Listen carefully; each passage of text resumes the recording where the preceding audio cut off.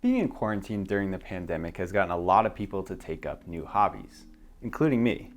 Recently, I've been playing a lot of Animal Crossing and also doing some gardening. I've already worked from home, and so nothing's really changed for me.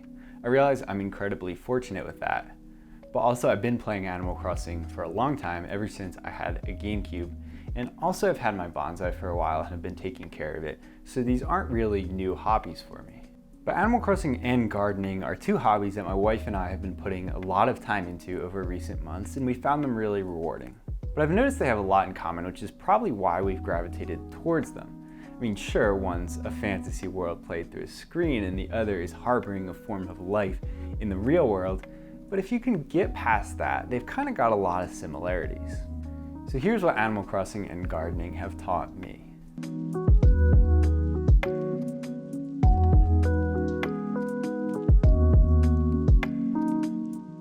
Now, both Animal Crossing and gardening require a lot of patience. In Animal Crossing, when you pay off your debt to Tom Nook, you have to wait a day to be able to add a new room to your house. You can only get a certain number of furniture items each day. There's even certain things that only come in certain seasons, like fireworks shows and fishing tournaments.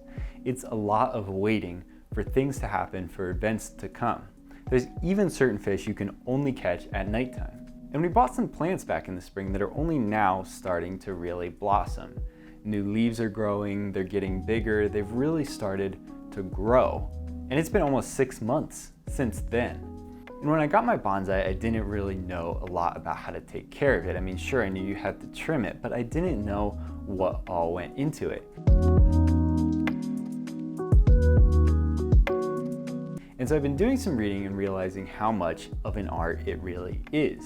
It takes years to be able to shape it into anything meaningful, years of patient trimming and shaping and wiring. It's a delicate art, and I definitely have a lot of respect for people who have grown those really beautiful, big bonsai trees. Now, I've never been a very patient person. In school, in pursuing my goals, even in small things like finishing editing a video or finishing the last few pages of a book, I never want to just sit down and finish it. I just want it to be done so I can move on to the next thing. Now, of course, there are benefits to this. Sometimes that means I can take on more tasks at one time than I might otherwise be able to, or I can move from one task to the next more quickly. But there's also a lot of drawbacks, as I've discovered throughout my life. People ask me to do things and I don't accurately estimate the time it'll take, so I don't get them done in time. I don't plan ahead, so I'm not able to get to all my tasks, or I just do something too quickly, like fail to proofread an essay one last time and then realize it has mistakes. And every time one of those mistakes happen, I tell myself that next time I'll be more patient, but I never really am. It's been 23 years and not much has changed. But with things like Animal Crossing and gardening, you're kind of forced to wait. There's no way to speed up the process. I mean, sure, you can time travel, but in actuality, these things just take a lot of time. And even when it's something so small as just waiting for some flowers to grow, either virtually or in real life, it kind of helps me to remind me of that lesson to be more patient, that things take time. And a lot of times, that's out of my control. Another parallel between Animal Crossing, gardening, and what I'm trying to implement in my own life is the value of scheduling and prioritizing. Now, as I get deeper into adult life, I realize more and more that there's kind of this dichotomy of tasks, and there are a lot of tasks. There's things that are kind of time sensitive, more important, need to be prioritized and got done before a certain time frame. And there's things that are kind of more fun, but optional, and they would add value to my life, sure, but they don't necessarily have a deadline. And it can be overwhelming to keep track of all these tasks and know what to do when. Sure, it's overwhelming if you don't write down the tasks and you just try to keep them all in your brain and remember everything you need to do. But it's also overwhelming when you've just written out a to-do list of all the tasks with no sort of order or sorting, and then every time you have some free time, you sit down and kind of try to figure out what to do. It's a lot of choice, and it's difficult to know what's the best choice or what's the right choice at any given time. It can be exhausting and just lead to me doing, well, nothing. So as I've kind of realized that, I've also realized that this principle of scheduling and prioritizing takes place both in Animal Crossing and in gardening.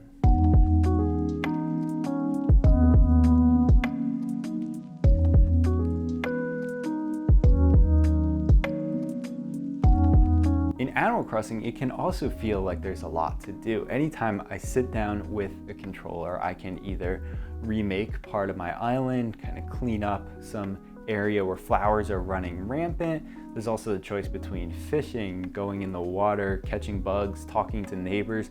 It feels like there's so much to do as you strive towards kind of this perfect island. And with gardening, it's kind of the same thing. There's plants that need to be watered every day, some every other day, and some once a week. And there's some that need pruning more often. There's some that are kind of more low maintenance. And so going through a mental checklist of all these different tasks, all these different plants every single day would be tiring and exhausting. I don't try to remember everything that needs water every time. And yet that's often what I try to do with my actual to-do list. With plants, I made a schedule that I've now memorized. I figured out which plants need watering which days of the week, and I did that enough times that eventually it just became muscle memory. I water the plants at the same time every day, and I know exactly which ones need to be watered when because it's become such an ingrained habit. And that's a principle I'd like to apply to my own life. Now, back when I was in school, there was a time where I tried to really micromanage my to-do list. Every Sunday, I'd sit down with the planner, write out 5 to 10 tasks to get done each day that week, but inevitably I'd fall behind. I either wouldn't have time to finish some tasks or I just wouldn't want to do them. I'd move things around, things would kind of pile up, and by the end of the week, the planner didn't really help me stay on track. Instead, it just showed me what I didn't get to do. There was also no prioritization. I would just write down all the homework, hobbies, things around the house, everything to get done. And it was tough to figure out exactly what to prioritize when time was running out.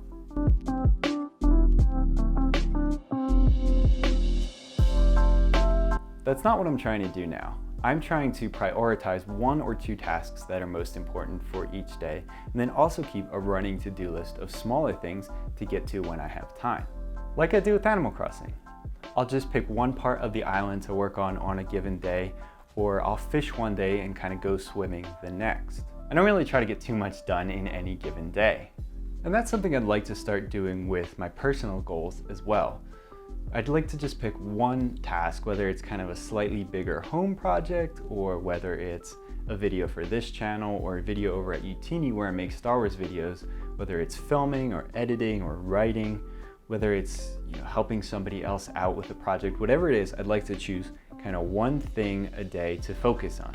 After all, I've got a job, I help around the house, 2 dogs, it's a lot of things to take care of. So just choosing one thing to invest a little bit of time in each day instead of trying to do a bunch of things sounds way more effective. And then if I get done with that, I can kind of go back to my to-do list and pick out a few smaller tasks, whether that's taking care of an email or scheduling something, and kind of also get those done.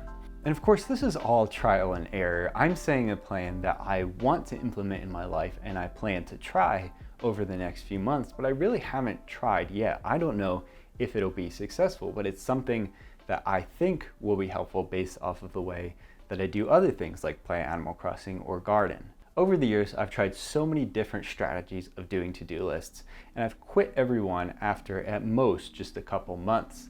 Like I said earlier, sometimes I tried planning too many tasks, sometimes I tried having tasks in Google Calendar and in reminders and on a daily planner that I wrote out, and it was just too much. I've never found a system that's consistently worked for me. And so I'm trying to take that and simplify it a little bit based on the way I've been simplifying these other things in my life. And so Animal Crossing and gardening have really served to remind me of this, to remind me to simplify down my to-do list to what's really important, to not kind of overwork or try to do too much in any given day like I've had a tendency to do. And perhaps most importantly, just to enjoy the process. Because with any of my goals, whether it's making videos for this channel, making Star Wars videos, or doing projects around the home, ultimately there's no kind of end goal. These are things that I enjoy doing and that I'll probably keep doing for the rest of my life. And so enjoying these goals is a lifelong practice. Just like with Animal Crossing, there's no perfect island, there's no finish line, there's no final boss. You just kind of keep playing and keep going.